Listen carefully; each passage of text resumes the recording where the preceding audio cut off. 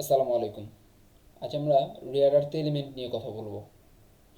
পৃথিবীতে প্রায় 15টি rare earth element রয়েছে, যেগুলো হলো lanthanum, cerium, praseodymium, neodymium, promethium, samarium, europium, gadolinium, terbium, dysprosium, holmium, erbium, thulium, ytterbium, lutetium.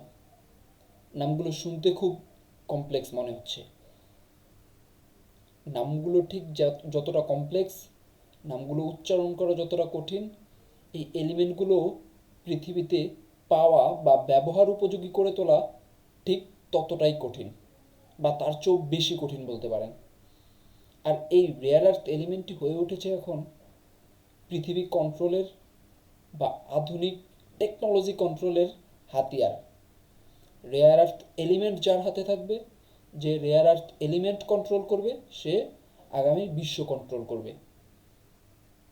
Rare earth element এখন এতটা বেশি গুরুত্বপূর্ণ হয়ে পড়েছে, মার্কিন যুক্তরাষ্ট্র থেকে শুরু করে ইউরোপিয়ান শক্তিশালী দেশগুলো এবং চীন, রাশিয়া সকলে ঝুঁকছে রেয়ার আর্থ এলিমেন্টের দিকে। যেখানেই রেয়ার আর্থ এলিমেন্ট পাচ্ছে, সেখানেই হুমড়ি খেয়ে পড়ছে। আর এর মধ্যে সবচেয়ে বেশি টেনশনে রয়েছে মার্কিন যুক্তরাষ্ট্র, যাদের কাছে রেয়ার আর্থ এলিমেন্ট প্রসেস করার মতো কোনো পদ্ধতিই নেই, কোনো প্রযুক্তিই নেই। প্রযুক্তির দিক দিয়ে পৃথিবীকে নেতৃত্ব দানকারী মার্কিন যুক্তরাষ্ট্র জানে না কিভাবে রেয়ার আর্থ এলিমেন্ট প্রসেস করতে হয়। তাদের কাছে ওই ধরনের কোনো প্রযুক্তি নেই। তাহলে এই রেয়ার আর্থ এলিমেন্ট আসছে কোথা থেকে, আর এই রেয়ার আর্থ এলিমেন্ট কাজেই বা লাগছে কোথায়? আপনি যদি সহজে বলতে চান, এই রেয়ার আর্থ এলিমেন্ট ছাড়া আপনি যে মোবাইল ফোনে এই ভিডিওটি দেখছেন সেটি চলবে না, আপনি যে ল্যাপটপ ইউজ করছেন সেটি চলবে না, আপনার কম্পিউটার চলবে না, আপনার ইলেকট্রিক গাড়ি চলবে না, পৃথিবীর অত্যাধুনিক যুদ্ধবিমান চলবে না, মিসাইল ডিফেন্স সিস্টেম চলবে না, এয়ার ডিফেন্স সিস্টেম চলবে না, ট্যাঙ্ক চলবে না। এই আধুনিক যুগে এসে রেয়ার আর্থ এলিমেন্ট ছাড়া এমন কোনো কিছু নেই যেটা স্তব্ধ হয়ে যাবে, যেটা থেমে যাবে। এমনকি আর্টিফিশিয়াল ইন্টেলিজেন্স, এই আর্টিফিশিয়াল ইন্টেলিজেন্সও রেয়ার আর্থ এলিমেন্ট ছাড়া চলতে পারবে না একদিনও। এতটা শক্তিশালী পর্যায়ে চলে গেছে রেয়ার আর্থ এলিমেন্ট। এখন আপনার মনে প্রশ্ন জাগতে পারে, মার্কিন যুক্তরাষ্ট্র যেখানে এই রেয়ার আর্থ এলিমেন্ট প্রসেস করতেই পারে না, তাহলে এই রেয়ার আর্থ এলিমেন্ট কে প্রসেস করে, বা এই রেয়ার আর্থ এলিমেন্টের এত বড় বাজার কার হাতে? সহজ উত্তর, এর সম্পূর্ণ বাজার কন্ট্রোল করছে চায়না। রেয়ার আর্থ এলিমেন্টের প্রায় 85% উৎপাদন করে বা প্রসিড করে চায়না। পুরো পৃথিবীতে যে পরিমাণ রেয়ার আর্থ এলিমেন্ট ইউজ হয়, সবচেয়ে বেশি রেয়ার আর্থ এলিমেন্ট ইউজ হয় মার্কিন যুক্তরাষ্ট্রে, বা মার্কিন যুক্তরাষ্ট্রের কোম্পানিগুলো সবচেয়ে বেশি রেয়ার আর্থ এলিমেন্ট ইউজ করে। আর এগুলো সাপ্লাই দেয় কে বা প্রসেস করে কে? চীন। চীন রেয়ার আর্থ এলিমেন্ট প্রসেস করে মার্কিন যুক্তরাষ্ট্রে পাঠাচ্ছে, জাপান পাঠাচ্ছে, ইউরোপ পাঠাচ্ছে, সবখানে পাঠাচ্ছে। হঠাৎ করে কিছুদিন আগে যখন চায়না জাপানে রেয়ার আর্থ এলিমেন্ট দেওয়া বন্ধ করে দেয়, তখন মার্কিন যুক্তরাষ্ট্রের ঘুম ভাঙে যে আসলে আমরা টেকনোলজির দিক দিয়ে এত বেশি এগিয়ে গেছি, বাট টেকনোলজি স্ট্যাবল রাখার জন্য, টেকনোলজি উৎপাদনের জন্য যেই জিনিসটা সবচেয়ে বেশি দরকার, সেইটা প্রসেস করতে আমরা পারছি না। কেন পারছে না? সেই 80-র দশক থেকে চীন ধীরে ধীরে বুঝতে পেরেছিল এই রেয়ার আর্থ এলিমেন্টটি হতে যাচ্ছে প্রধান হাতিয়ার। আর যেদিকে মার্কিন যুক্তরাষ্ট্র পেট্রো ডলার চুক্তির মাধ্যমে 1974 সালে মিডল ইস্ট থেকে মোটামুটি তেল চুরির একটা ঘাঁটি তৈরি করে ফেলে। মধ্যপ্রাচ্য থেকে, তারপর অন্যান্য দেশ থেকে যেভাবে হোক যুদ্ধ করে হলে যুদ্ধ করে, আপোষ করে হলে আপোষ করে, জিম্মি করে হলে জিম্মি করে তেল নিয়ে গেছে। তারা তখন মনোযোগই দেয়নি যে তাদের ভবিষ্যৎ দাঁড়িয়ে আছে রেয়ার আর্থ এলিমেন্টের উপর। আর চীন চুপি সারে কাউকে কিছু না বলে এই রেয়ার আর্থ এলিমেন্ট নিয়ে সর্বোচ্চ চেষ্টা করে গেছে, সর্বোচ্চ কাজ করে গেছে।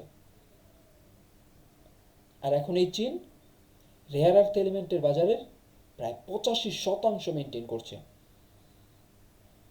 মার্কিন যুক্তরাষ্ট্র এখন হন্যে হয়ে রেয়ার আর্থ এলিমেন্ট খুঁজছে, যেখানেই রেয়ার আর্থ এলিমেন্ট দেখছে সেখানেই ঝাঁপিয়ে পড়ছে। কানাডাকে বলছে, কানাডা মার্কিন যুক্তরাষ্ট্রের একটা অঙ্গরাজ্য। কানাডায় প্রচুর পরিমাণে রেয়ার আর্থ এলিমেন্ট রয়েছে, কানাডায় প্রচুর পরিমাণে তেল গ্যাস রয়েছে। কানাডাকে অঙ্গরাজ্য বলার পেছনে অনেকগুলো কারণ রয়েছে। এর মধ্যে খুবই গুরুত্বপূর্ণ একটা বিষয় হচ্ছে রেয়ার আর্থ এলিমেন্ট। কিছুদিন আগে ডেনমার্ককে কিনতে চেয়েছে, ডেনমার্ক কেনা গ্রিনল্যান্ডকে কিনতে চেয়েছে ডেনমার্ক থেকে। গ্রিনল্যান্ডে প্রচুর পরিমাণে রেয়ার আর্থ এলিমেন্ট রয়েছে, প্রচুর পরিমাণে তেল গ্যাস রয়েছে। এই কারণে মার্কিন যুক্তরাষ্ট্র সরাসরি, ট্রাম্প আসার পরে ট্রাম্প নিজে সরাসরি ডেনমার্ককে বলেছে গ্রিনল্যান্ড আমাদের কাছে বিক্রি করে দাও, নয়তো আমরা চাপ দিয়ে নিয়ে নিব। এমন একটা পরিস্থিতি। আর এর মধ্যে ভেনিজুয়েলায় তো মোটামুটি যুদ্ধ লাগিয়ে দেওয়ার কাছাকাছি। আর একজন রিপাবলিকান তো অলরেডি বলেই দিয়েছে, আমরা যদি ভেনিজুয়েলার তেল কন্ট্রোলে আনতে পারি তাহলে আমাদের যে $37 ট্রিলিয়ন ঋণ রয়েছে সেই ঋণের অর্ধেক পরিশোধ করে দিতে পারবো। আর তাদের রেয়ার আর্থ এলিমেন্ট ইউজ করে আমরা আমাদের প্রযুক্তি খাতকে আরও শক্তিশালী করতে পারবো। এতদিন এটা ওপেন সিক্রেট ছিল, বাট কিছুদিন আগে রিপাবলিকান একজন নেতা বলেই দিয়েছে এই কথা। গত 2-3 মাস ধরে ভেনেজুয়েলার উপকূলে মার্কিন যুদ্ধজাহাজ, মার্কিন রণতরী, 2টি রণতরী অবস্থান করছে। মার্কিন F-35 সেই ভেনেজুয়েলার আকাশসীমায় ঢুকছে আবার বেরোচ্ছে। তাদের সবচাইতে অত্যাধুনিক বোমারু বিমান, B-2 বোমারু বিমান, সেগুলো ভেনেজুয়েলার আকাশসীমায় যাচ্ছে আসতেছে। আবার কিছুদিন পর পর ট্রাম্প হচ্ছে ঘোষণা দিচ্ছে আকাশসীমা বন্ধ, আমরা যে কোনো সময় হামলা চালাবো। এমন একটা পরিস্থিতি। এই পরিস্থিতি তৈরি করার পেছনে মূল কারণ হচ্ছে রেয়ার আর্থ এলিমেন্ট আর তেল। ওইদিকে নাইজেরিয়া, আফ্রিকার মোটামুটি শান্ত বা স্ট্যাবল কিছু দেশের মধ্যে নাইজেরিয়া একটা। আফ্রিকার সবচেয়ে বেশি তেল গ্যাস উৎপাদন হয় নাইজেরিয়ায়। তেল গ্যাস যেখানে আছে সেখানে রেয়ার আর্থ এলিমেন্ট থাকবেই। তেল গ্যাস প্রাকৃতিক উপাদান, রেয়ার আর্থ এলিমেন্টও প্রাকৃতিক উপাদান। রেয়ার আর্থ এলিমেন্ট সেই মাটি থেকেই প্রসেস করে বের করতে হয়। তো স্ট্যাবল হোক যাই হোক, যেখানে রেয়ার আর্থ এলিমেন্ট আছে সেখানে মার্কিন যুক্তরাষ্ট্রের এখন চোখ। হুট করে নাইজেরিয়াকে ঘোষণা দিল, নাইজেরিয়াকে হুমকি দিল, সেখানে খ্রিস্টানদের ওপর অত্যাচার হচ্ছে, আমরা এই অত্যাচার দমনের জন্য হলেও নাইজেরিয়ায় অপারেশন চালাবো। এমন একটা পরিস্থিতি। নাইজেরিয়ায় খ্রিস্টানদের ওসিলা দিয়ে তারা তাদের অপারেশন চালানোর একটা ওসিলা খুঁজে পেয়েছে, বা হামলা করার একটা ওসিলা খুঁজে পেয়েছে। কিছুদিন আগে অস্ট্রেলিয়ার সাথে মার্কিন যুক্তরাষ্ট্র প্রায় $8.5 billion, $8.5 billion rare earth element চুক্তি করে, যেটাতে অস্ট্রেলিয়ার যত রেয়ার আর্থ এলিমেন্ট আছে সব মার্কিন যুক্তরাষ্ট্রকে বুঝিয়ে দিবে। ইউক্রেনের সাথে প্রাকৃতিক সম্পদ নিয়ে চুক্তি করেছে। ইউক্রেনেও রেয়ার আর্থ এলিমেন্ট রয়েছে, ব্যাপক মাত্রায় না হলেও। অন্যদিকে ইউক্রেন যুদ্ধে যেখানে মার্কিন যুক্তরাষ্ট্র $350 বিলিয়ন বেশি ইনভেস্ট করেছে, সেই ইউক্রেনকে এখন যখন চুক্তি হয়ে গেছে তখন রাশিয়ার হাতে তুলে দিচ্ছে, রাশিয়া থেকে এই প্রাকৃতিক সম্পদ পাওয়ার জন্য। যদিও রাশিয়া চীনের বন্ধু, কিন্তু রাশিয়া এখন চাইছে এই যুদ্ধ জয়ের মাধ্যমে ইউরোপকে কোণঠাসা করতে। মার্কিন যুক্তরাষ্ট্র ইউরোপকে বা ইউক্রেনকে ইসরায়েলের হাতে, রাশিয়ার হাতে তুলে দিতে একবারও চিন্তা করেনি, শুধুমাত্র রাশিয়া থেকে এই রেয়ার আর্থ এলিমেন্ট বা দুর্লভ মৃত্তিকা পাওয়ার জন্য।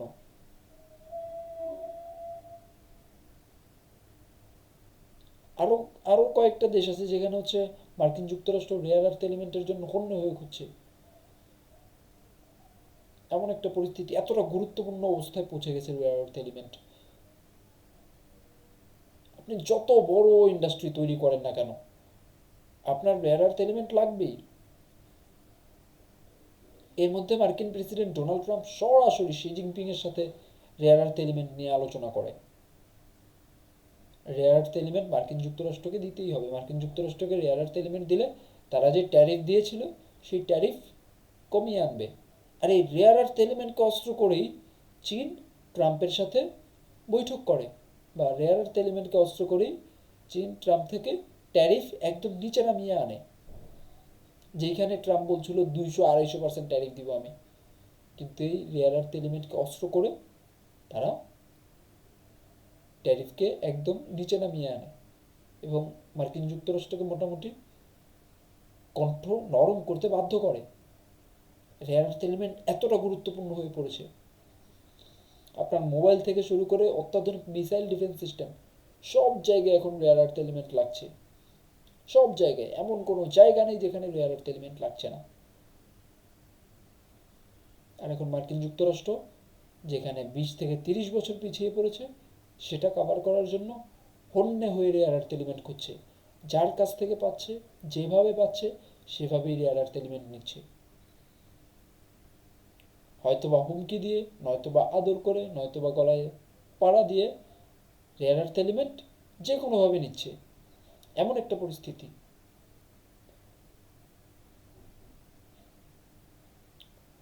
আর চীন এই রেয়ার আর্থ এলিমেন্টকে এখন অস্ত্র হিসেবে ব্যবহার করছে। চীন তাদের টেকনোলজিতে তো দ্রুত গতিতে এগোচ্ছেই, পাশাপাশি এই রেয়ার আর্থ এলিমেন্টকে অস্ত্র হিসেবে ব্যবহার করছে।